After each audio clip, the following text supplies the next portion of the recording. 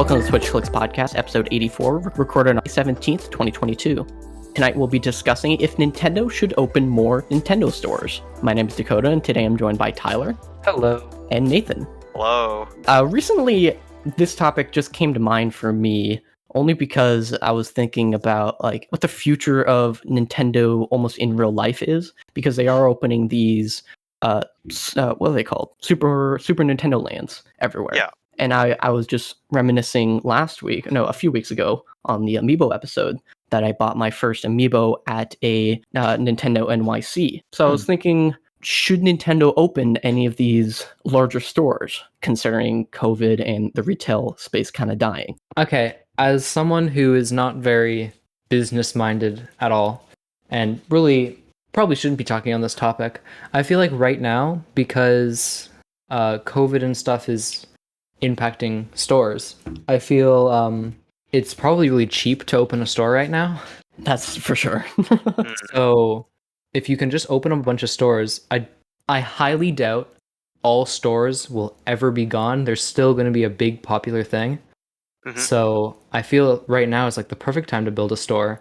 And then later down the line, once everyone gets more comfortable with like going physically to places, it's just going to be a big... I really feel like it's only pros at that point. Well, it's really just about the experience that you get at the store, really. For sure. I was about to make that point that the Nintendo store is not just like an Apple store, where it's the same thing at every store. Mind you, there's only one Nintendo store. It was an experience the two times I've went. I think the first time I went, it was before the renovation, before they changed from Nintendo NYC to Nintendo Store New York, something like that. There was some type of change with the branding. Nintendo World Store. Yes, Nintendo World to just Nintendo NYC. Anyways, yeah, it's quite the experience because they have the mini museum upstairs. They have also upstairs the entire Amiibo collection. I believe just the Smash line. Because they pulled back on the advertising on that. And also, we've seen over the years multiple events happen at the Nintendo store with fans and just watching Nintendo Directs. Yeah, Nintendo Directs. Oh, is that where like the one when Banjo was announced for Smash, everyone in that one room surrounding the TV and they're all popping off? Yeah, they have a projector set up there, and they do events with even the employees don't know what's going to happen because obviously they're in secret too. They're not high enough in the rankings.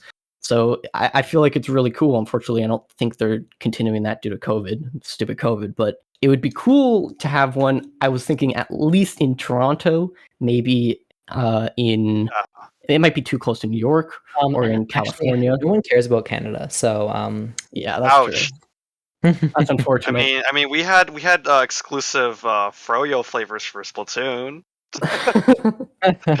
Like that mattered. I think I know Pokemon centers are similar stores, and they're I think quite a bit more abundant. Do you think obviously they wouldn't do this, as the Nintendo store is probably easier to build and you don't have to fill the niche? But would you want to see more niche stores like a Pokemon Center where it's surrounding more just a centralized IP? Well, Pokemon at least makes sense. Like, it's substantial enough to stand on its own that having Pokemon stores all around would work. It's just I don't really see a Zelda store. Yeah, I know what you're talking about. No, that's not what I mean. I'm just saying, like, what other how unique would it really feel at this point when Pokemon merchandise can be so easily like purchased online right now? Like, or how many people would actually go there? Like, it's not really much of an experience if you already have so much Pokemon to experience. Like, I said that, and then immediately started thinking that if you were to set up like a Mario store, not nearly as many people are going to go there because it's not like... I feel like more people are like, I need to get the latest Pokemon plushie for my collection, rather than, oh sweet, there's another Rosalina out. Gotta collect them all. I mean, that's what I say when a new Amiibo comes out. Oh sweet, a Minion Amiibo. Yeah, but Amiibos do cover everything. I feel like a Mario store gets way too niche, so I guess that kind of makes sense. maybe in the same direction that each store they open could theme it around a different franchise. Like I don't know, New York. In the New York one could be Mario because of what is it called, New Donk City. New York. Yeah. What would be the maybe Donkey Kong in Canada for the ice level? Luigi And worse. Luigi too. Luigi is worse Mario. And then the Legend of Zelda could be somewhere I don't know, in Europe. That would kind of make sense with maybe in the UK in London because In of a castle. royalty. Exactly. Fantasy and yeah. Even Fire Emblem could be there too, like a dual themed. And it could probably make it Going a to the lot Fire more. Emblem store? That sounds insane. Fire Emblem was I'm Yeah, I'll thinking take they to the could probably, Fire Emblem store. You want anything? think of Fire Emblem store. What do you want? Yeah. they could probably sell everything Nintendo, but it would still be like a themed area, kind of like a mini Nintendo Land, how they're working in Yeah. Universal. The moment you say Fire Emblem store, though, like I think gotcha and like trading cards. Basically, basically a Hey. combination of Pokemon and a gotcha. I don't know what else to say. Like it's just It it's does Fire feel Emblem. weird. Yeah. It's like, hey babe, I'm going to the Xenoblade store. Want me to pick anything up? Okay. That's really niche. We all know that 97 is the number that comes after 96 and before 98. But did you know there's a secret meaning behind it? It's also the number of people that aren't subscribed to this YouTube channel. Yeah, this is a subscribe plug, so please do it. Please, with the cherry on top.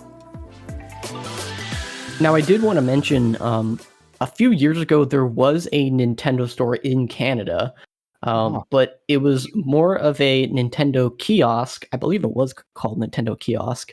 In the, let me check, Scarborough? Well, it's basically just a convention thing.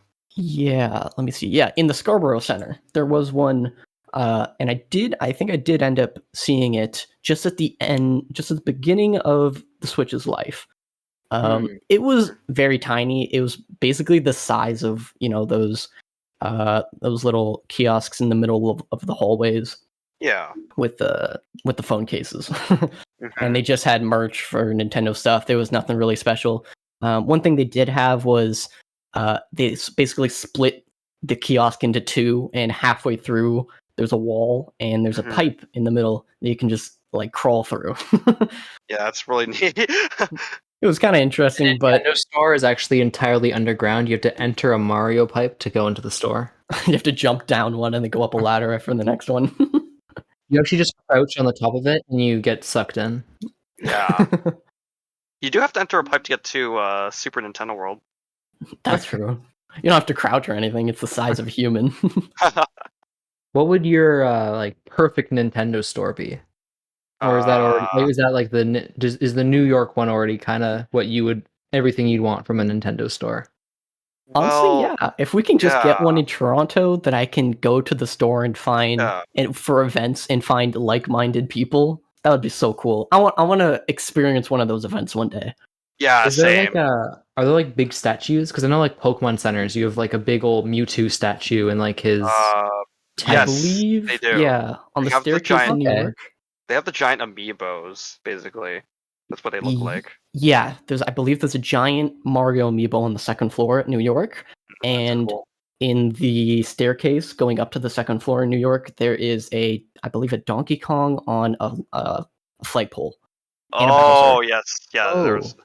Yep. So, and those are massive. Like the Bowser amiibo was huge. It's like it's almost life size. It's probably 5-6 feet tall. Yeah, it's pretty insane. It's a little short for Bowser, I think, but yeah. I mean, Mario looks like he's he maybe died. 4 or 5 feet. Yeah. But Matt Ped said he was like 6'10" or not say whoa, that's way too tall. He said he was like 6'10" Mario. 6'10". That's no, insane. I like. Well, I do remember him being that like really big, like just. Also, one of the cooler memories is when what was his name? During the opening, the first day that the Switch was out, the release. Who was the first guy? His name is like C something, right? I don't remember, but like CN. I don't know. His name was blowing up all over YouTube.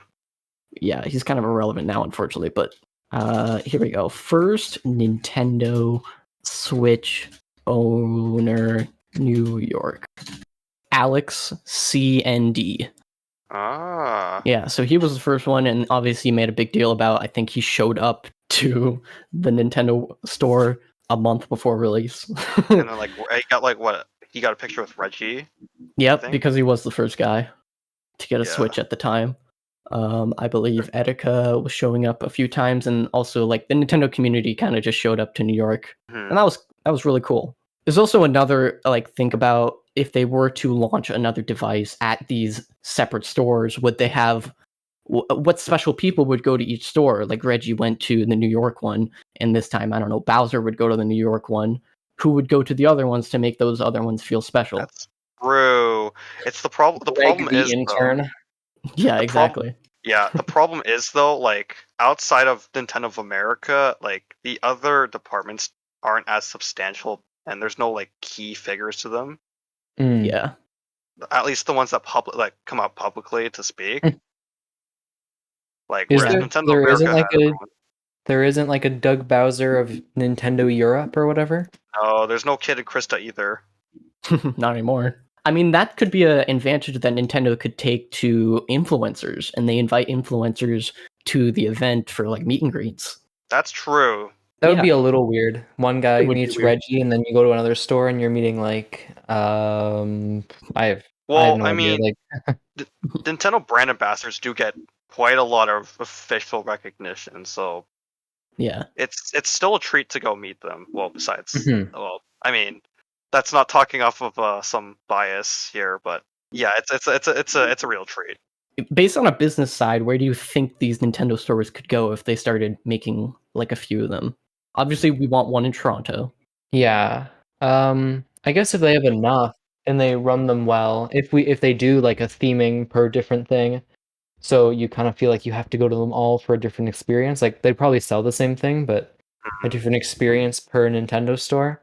I think they do well, but not amazingly. It's not like you're gonna daily want to head over to the Nintendo store, but I mean, one could definitely be in London. Yep. Maybe they might put another one in the U.S., like in What California. somewhere in California. there's definitely one in Japan, right? Yes, it just opened. Well, it opened like during COVID. I Oh, forgot about okay. that. and I mean, Nintendo products are vastly available in Japan, so Yeah, we don't need a store like that. so Japan already has one. Probably I one in guess Australia, if I had to guess. maybe in Australia, depending on how much of a demand there is there. Well, I guess one in every major continent would make sense. Basically, one in maybe Korea, I guess, because they Maybe. also substantially have a player base there. Yeah, I guess it would probably depend on each country department Yeah, in Nintendo. And what would the themes be? In Korea, we could do a Kirby one. In London, we already did a Zelda and Fire Emblem. I think London should have Xenoblade because they're all British in that game. Oh, That's true. That's very Any true. fantasy Xenoblade, game can go there. yeah. They don't exist, it's true. London does not exist. Exactly. I mean, Canadians don't exist either. Yeah, Canadians don't really exist. We're a figment of the viewer's imagination. If you don't subscribe to this channel, we actually cease to exist. It's incredibly painful every time it doesn't happen. Or What? Does that also apply to commenting on this video and giving us likes? similar. Maybe not as powerful of a harmful feeling, but it does hurt a little bit every time. Well, I think it hurts a little more if they don't join our Discord or Twitter. It is true. I think once we hit 200 subscribers, the pain might go away, but I'm not sure about that. Well, I mean, there's also Spotify and iTunes to look after. I love the segue. Yeah, I think once you check all those boxes, then we can like continue living. So I feel like if you don't do that, it might be considered murder. Oh, well, I mean, I think that's an understatement, to be honest. And if you do all of the above, we'll see you next time on the Switch Clicks podcast.